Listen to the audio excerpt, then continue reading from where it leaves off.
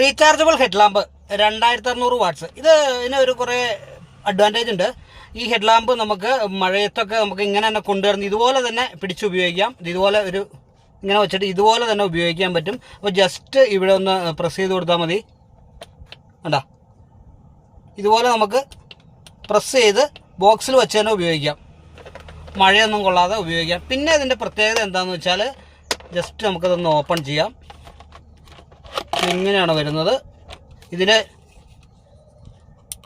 Charge ഇതിൻ്റെ battery percentage display ചെയ്യുന്ന ചെറിയൊരു മോണിറ്റർ ഇതിലുണ്ട്.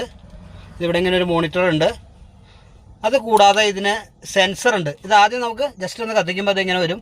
1 2 3 4 5 ഓഫ്. പിന്നെ ഇതിൽ എന്താണെന്ന് വെച്ചാൽ നമുക്ക് ജസ്റ്റ് ഇവിടെ ഒന്ന് പ്രസ് ചെയ്ത് കൊടുത്തു കഴിഞ്ഞാൽ ഇതിൻ്റെ സെൻസറുണ്ട്. സെൻസർ വെച്ച് നമുക്ക് ഉപയോഗിക്കാം.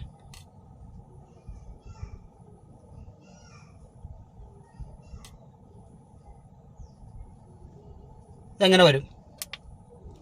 ഇതിൻ്റെ കൂടെ ഒരു ചെറിയ അഡാപ്റ്ററും അതിൻ്റെ കേബിളും വരുന്നുണ്ട്.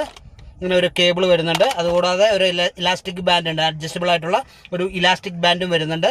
നല്ല പവറുള്ളൊരു ഹെഡ് ലാമ്പാണിത്.